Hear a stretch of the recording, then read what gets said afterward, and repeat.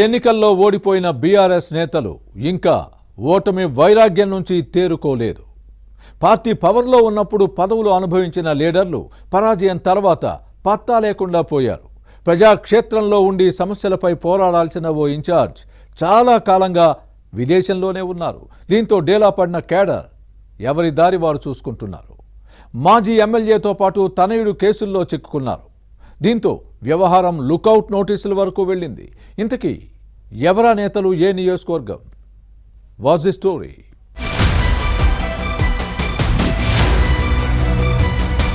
నిజామాబాద్ జిల్లా బోధన్ నియోజకవర్గం ఒకప్పుడు బీఆర్ఎస్ పార్టీకి కంచుకోట. కానీ ఇప్పుడు పార్టీ ఉనికే ప్రశ్నార్థకంగా మారుతోంది.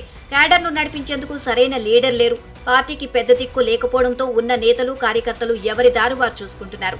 ఇదే పరిస్థితి కొనసాగితే గులాబీ జెండా మూసేందుకు కూడా క్యాడర్ ఉండరు అనే అనుమానాలు లేకపోలేదు. 2014-2018లో కారు పార్టీ ఎమ్మెల్యేగా గెలిచిన షకీల్ అహ్మద్ గత ఎన్నికల్లో ఓడిపోయారు. ఏడాదిగా పార్టీకి, నియోజకవర్గానికి దూరమయ్యారు. ప్రస్తుతం దుబాయ్లో ఉంటున్నారు. షకీల్ తనయుడు రాహెల్ యాక్సిడెంట్ కేసులో నిందితుడు. మాజీ ఎమ్మెల్యే రైస్ మిల్స్ పై విజిలెన్స్ దాడులు జరిగాయి. ప్రభుత్వానికి ఇవ్వాల్సిన కోట్లాది రూపాయల విలువైన బియ్యాన్ని పక్కదారి పట్టించినట్లు అధికారులు గుర్తించారు. అధికారంలో ఉన్నప్పుడు ఆఫీసర్లను బెదిరించి అక్రమంగా దందా సాగించారని విచారణలో తేలింది. దీంతో కేసులు నమోదయ్యాయి. అరెస్టు భయంతో షకీల్తో పాటు రాహెల్ కూడా విదేశాల్లో ఉండిపోయారు. ఇటీవలే పోలీస్ శాఖ రాహెల్ కోసం లుకౌట్ నోటీసులు జారీ చేసింది. అప్పటి నుంచి ఇటువైపు రావడానికి జంకుతున్నారు. ఏడాదిగా కారు స్టీరింగ్ పట్టుకునే నేత లేకపోవడంతో బోధన్ నియోజకవర్గ గులాబీ శ్రేణులు చెల్లాచెదురయ్యాయి.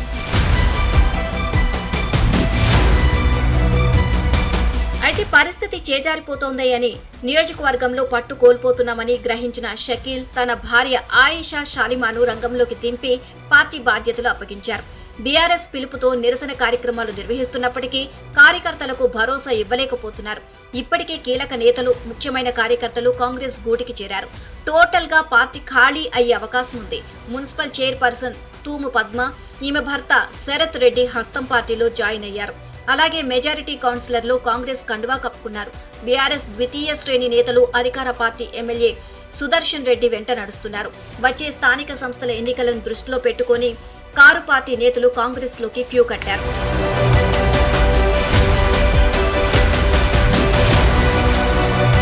బీఆర్ఎస్ క్యాడర్ వలసలను అరికట్టడంతో బోధన్ స్థానిక నాయకత్వం విఫలమైంది. కనీసం పలకరించే దిక్కు లేకపోవడంతో గులాబీ పార్టీకి గుడ్ బై చెప్పేస్తున్నారు. రాబోయే కాలంలో కాబోయే ఎమ్మెల్యే అభ్యర్థిగా ప్రచారం చేసుకుంటున్న షకీల్ భార్య ఫాతిమా క్యాడర్ కు అండగా నిలబడలేకపోతున్నారు. కొందరు ద్వితీయ శ్రేణి నేతలు చేస్తున్న ఇసుకతో పాటు ఇతర దందాలను ఆపలేక సతమతమవుతున్నారు. వచ్చే ఎన్నికల్లో తానే పోటీ చేస్తాను అని ప్రచారం చేసుకుంటున్నప్పటికీ 4 ఏళ్ల తర్వాత పరిస్థితులు ఎలా ఉంటాయో చూద్దాంలే అని గులాబీ పార్టీ శ్రేణులు లైట్ తీసుకుంటున్నాయి. అటు అసలైన నాయకుడు దేశంలోనే లేకపోవడం, భర్త వారసురాలిగా భార్యను రంగంలోకి దింపడం కారు పార్టీ క్యాడర్ కు నచ్చడం లేదు.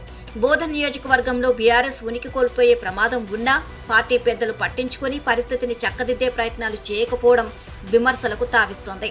దీంతో క్యాడర్లో నైతిక స్థైర్యం దెబ్బతింటోంది. అధినాయకత్వమే ఉదాసీనంగా ఉంటే తమకెందుకులే అన్న ధోరణి క్యాడర్లో కనిపిస్తోంది. బోధన్లో బీఆర్ఎస్ పరిస్థితిపై పార్టీ పెద్దలు ఎలా స్పందిస్తారో చూడాలి.